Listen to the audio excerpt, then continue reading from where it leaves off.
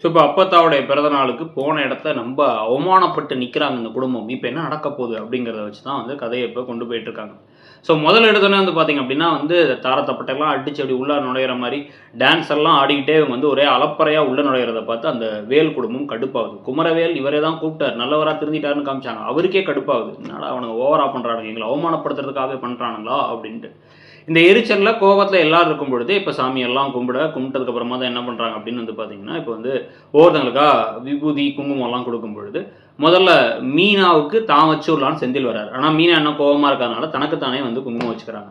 அடுத்து வந்து நான் குழந்தைய கையில் வச்சுருக்காங்க, குழலியோட குழந்தைய கையில் வச்சிருக்கிறதுனால இப்போ ராஜிக்கு கதிரே வந்து அவர் வந்து குங்குமம் வச்சு விட்றாரு.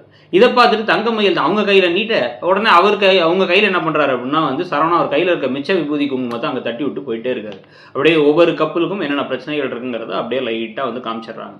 இதுக்கப்புறமா அப்பத்தாங்க வந்ததுக்கப்புறமா அப்பத்தாவுக்கு பிறந்தநாள் வாழ்த்தெல்லாம் கூறிட்டு அவங்க கிட்டக்க போய் விஷ் பண்ணலாம் அப்படின்னு வந்து கோமதியும் ராஜியும் போகும்பொழுது வேலை இருக்கு வா வா வா அங்கே பூஜை ஆரம்பிக்க போகுது, அங்கே ஃபங்க்ஷன் ஆரம்பிக்க போகுதுன்னு தரன்னு எடுத்துகிட்டு போயிடுறாரு சக்திவேல்.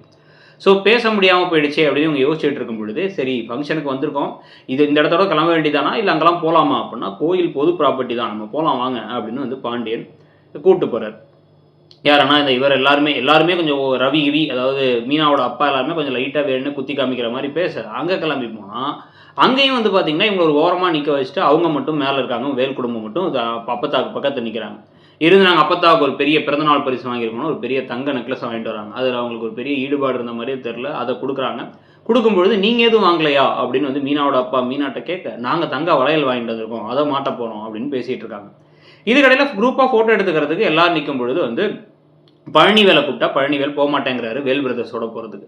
சுகன்யா மட்டும் தனியாக கிளம்பி போயிடுறாங்க. எல்லாருமே சொன்னாலும் கேட்கல அவங்க இவர் பழனிவேல் கேட்கல. சுகன்யா நேராக அங்கே போய் ஃபோட்டோவுக்கு போஸ்ட் எல்லாம் கொடுத்துட்றாங்க.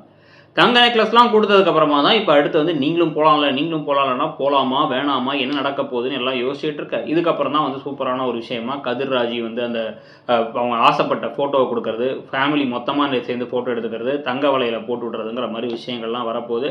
இதுக்கப்புறம் அப்பத்தாவை பாதுகாப்பாக வச்சுருப்பாங்களா இல்லை ஒரு நெகட்டிவான ஒரு சோகமான விஷயத்தை கொண்டு வர போகிறாங்களாங்கிறத பொறுத்து இருந்தால் பார்க்கணும். அதை பற்றி நீங்கள் நினைக்கிறீங்கிறத சொல்லிவிட்டு இடம்பொருள் சேனலையும் சப்ஸ்கிரைப் பண்ணிக்கோங்க. நம்ம இன்னொரு சேனலான இடம்பொருள் நவ்வையும் சப்ஸ்கிரைப் பண்ணிக்கோங்க. தேங்க்யூ.